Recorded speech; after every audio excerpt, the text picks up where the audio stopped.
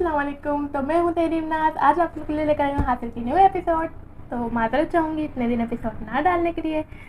खैर चलो शुरू करते हैं।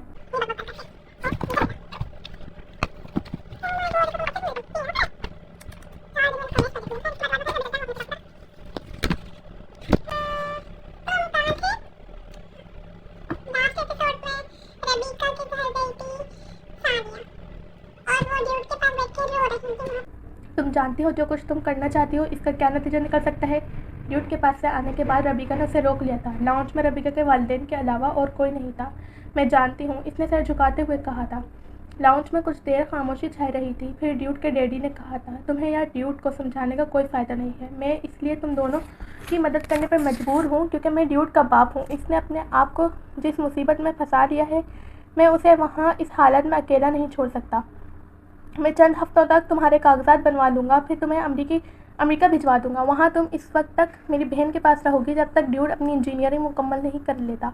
साल के एंड में ड्यूड अमेरिका आएगा और वहाँ तुम दोनों की शादी हो जाएगी और ड्यूड फिर अपनी तालीम मुकम्मल करने के लिए पाकिस्तान आ जाएगा। बाद में ड्यूड भी अमेरिका सेटल हो जाएगा। मगर तुम एक बात जहन में रखना कि तुम्हें अपने घर वालों को ड्यूड के बारे में कुछ नहीं बताना। जब तुम्हारे पेपर्स मुकम्मल हो जाएंगे तो तुम खामोशी से घर छोड़कर आ जाना। मैं नहीं चाहता तुम्हारे घर वालों को इस मामले का पता चले और फिर मेरे बेटे को और मेरी फैमिली को कोई नुकसान पहुंचे।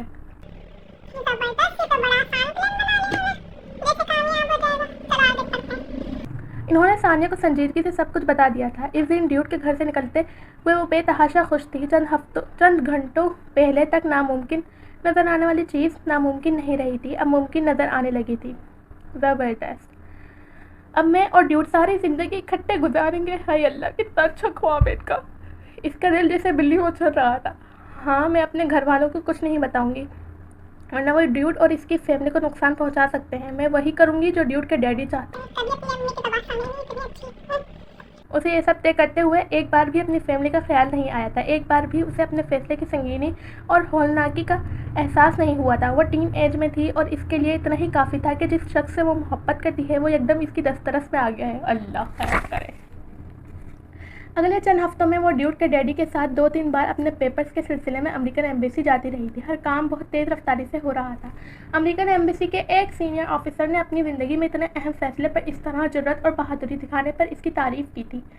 तुम दूसरी पाकिस्तानी लड़कियों के लिए एक मिसाल हो। इस वक्त इन कलमात पर बेतहाशा फ़ख्र महसूस हुआ था। हाँ वाकई, ज़िंदगी का इतना बड़ा फैसला मैं अपने वालिदैन को क्यों करने देती, खुद क्यों ना करती। मैं जो कर रही हूँ ठीक कर रही हूँ। उसे मज़ीद इत्मीनान हो गया था। घर में किसी को भी इसकी सरगर्मियों पर कोई शबा नहीं हुआ था। वो बहुत नॉर्मल तरीके से घर में रहती थी।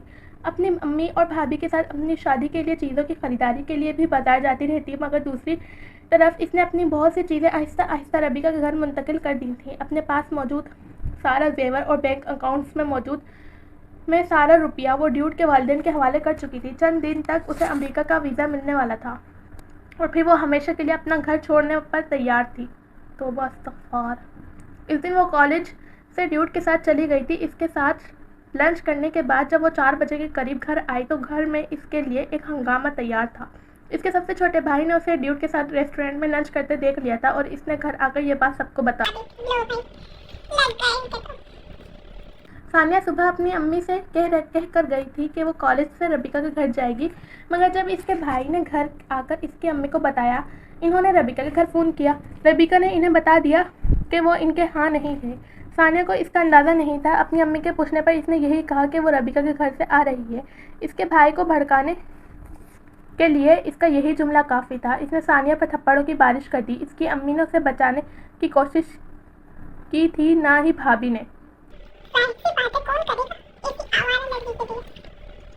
आधा घंटा भर वो बुरी तरह अपने भाई से पिटती रही थी, लेकिन इसने ये नहीं माना था कि वो किसी लड़के के साथ लंच करने गई थी।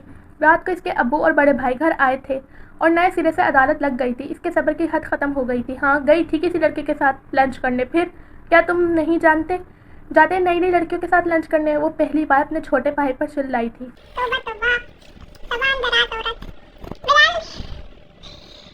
बिलाल ने जवाबन इसके मुंह पर जोर का थप्पड़ मारा था और इस बार खामोशी से पिटने के बजाय इसने बिलाल का हाथ पकड़ने की कोशिश की थी। इसकी इस हरकत ने इसके भाई को और मुश्ताल किया था।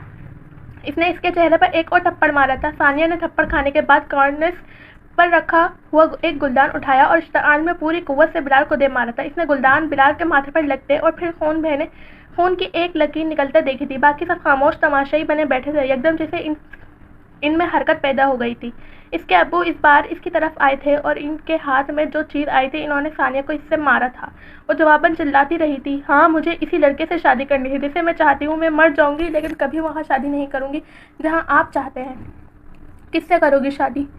بتاؤ کس سے شادی کرو گی؟ اس کی امی ہسیانی انداز میں چیخنے لگی تھی، ڈیوٹ سے شادی کروں گی، ڈیوٹ سے۔ پاگل لڑکی، وہ پاگلوں کی طرح چلائی تھی۔ اس کے ابو یکدم ساکت ہو گئے تھے، ہر شخص ایک اپنی جگہ جیسے پتھر کا مجسمہ بن گیا تھا۔ وہ اپنے ہونٹوں سے نکلتا ہوا خون ہاتھ سے پوंچھتے ہوئے بڑی بے خوفی سے ہر ایک کو دیکھتی رہی۔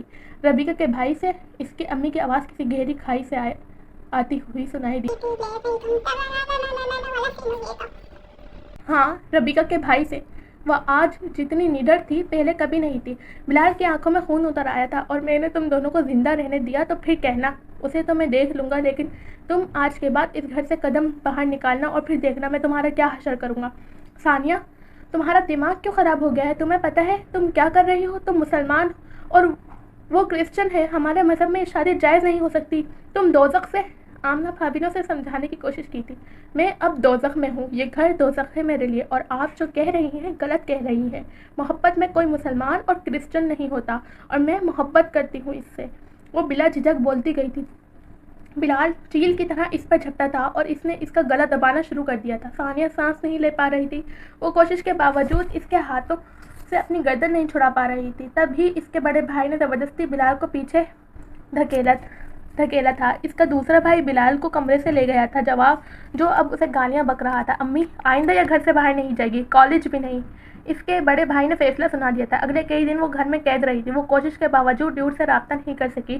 اس شام اس کی امی اور بھابھی اسے اپنے ساتھ لے کر جولر کے پاس گئی تھی، اور ثانیہ نے طے کر لیا تھا کہ گھر سے نکلنے کے لیے اس کے پاس شاید دوسرا موقع دوبارہ نہیں آئے گا۔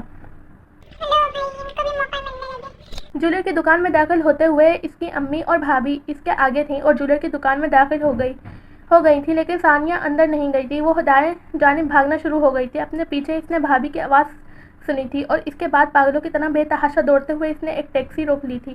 اس کے پاس جانے کے لیے صرف ایک ہی جگہ تھی، ڈیوٹ کا گھر۔ بیل بجانے پر دروازہ کھولنے ڈیوٹ ہی آیا تھا۔ ثانیہ کو دیکھ کر وہ حیران رہ گیا تھا۔ ثانیہ، تم اتنے دن کہاں تھی؟ تم جانتی ہو تمہاری سیٹ کنفرم ہو گئی ہے، پرسوں تمہاری فلائٹ ہے، میں پریشان تھا۔ اوئے ہوئے، ڈیوٹ کہہ رہا تھا۔ وہ اس کے ساتھ اندر آ گئی تھی، اور پھر اس نے ڈیوٹ کو سارا قصہ سنا دیا تھا۔ اس کا رنگ اڑ گیا تھا۔ لو، اب کیا ہوگا؟ اس نے بے چارگی سے ڈیوٹ سے پوچھا تھا۔ آؤ ڈیڈی سے بات کرتے ہیں۔ وہ اسے لے کر اندر چلا گیا تھا، اور اندر جا کر اس نے سارا قصہ اپنے ڈیڈی کو بتا دیا تھا۔ ڈیوٹ کے تمام گھر والے یکدم پریشان ہو گئے تھے۔ ثانیہ، تمہیں یہاں نہیں آنا چاہیے تھا، تمہارے گھر والے اب یہیں آئیں گے۔ ڈیوٹ کے ڈیڈی بہت فکر مند تھے۔ انکل، میں اور کہاں جا سکتی تھی؟ پھر بھی تمہیں یہاں نہیں ہونا چاہیے۔ اگر تمہارے گھر والے پولیس لے کر آ گئے تو معاملہ بہت خراب ہو جائے گا۔ تم میرے ساتھ آؤ، میں تمہیں اپنے کسی دوست کے ہاتھ چھوڑ آتا ہوں، انہوں نے اٹھتے ہوئے کہا تھا۔ وہ ڈیوٹ اور اس کے والدین کے ساتھ باہر پورچ میں نکل آئی تھی۔ تم پریشان مت ہونا، سب کچھ ٹھیک ہو جائے گا، ڈیوٹ نے اس کے لیے کار کا دروازہ کھولتے ہوئے کہا تھا۔ وہ ممنون انداز میں مسکرائی تھی۔ ہائے، ڈیوٹ گیٹ کھولنے کے لیے گیٹ کی طرف بڑھ گیا تھا۔ وہ گاڑی میں بیٹھ گئی تھی۔ ڈیوٹ کے ڈیڈی گاڑی سٹارٹ کر رہے تھے اور ڈیوٹ گیٹ کھول کر پلٹ رہا تھا۔ جب ثانیہ نے اس کے بالکل پیچھے گیٹ کے باہر کسی وجود کو نمودار ہوتے دیکھا تھا، وہ بجلی کی رفتار سے گاڑی سے نکل آئی تھی۔ ڈیوٹ اپنے پیچھے ابھرنے والی قدموں کی چاپ پر پلٹا تھا۔ ثانیہ نے اس شخص کے ہاتھ میں پکڑی ہوئی چیز کو دیکھ کر چیخ ماری تھی۔ بلال، ڈیوٹ کو کچھ مت کہنا۔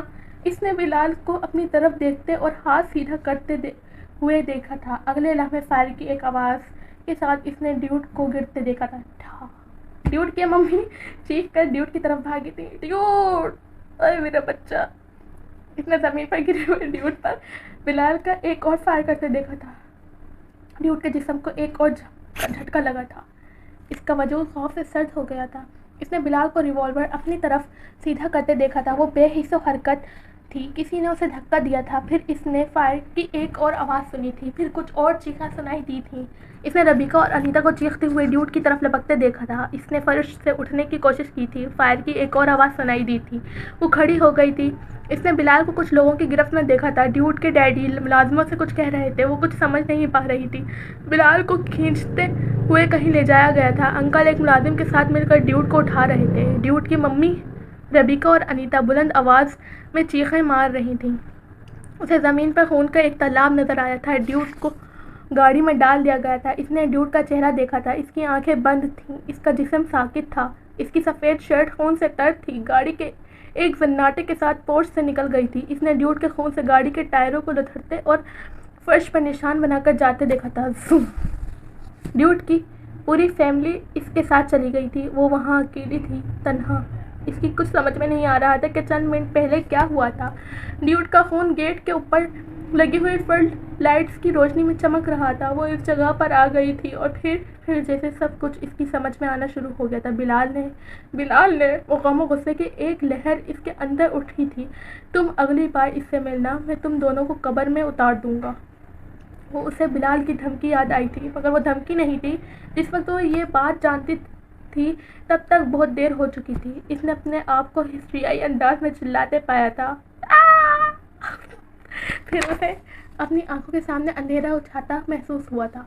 होश में आने के बाद इसने खुद को एक कमरे में पाया था, मगर वो कमरा ड्यूड के घर का नहीं था। तो अब तुम होश में आ गई हो।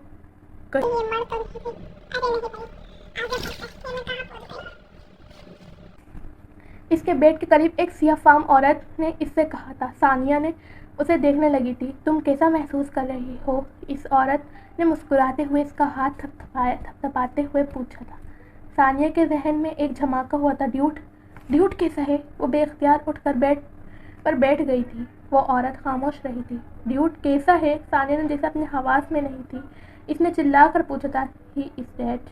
वो मर चुका है, इस औरत ने कहा था। डेड?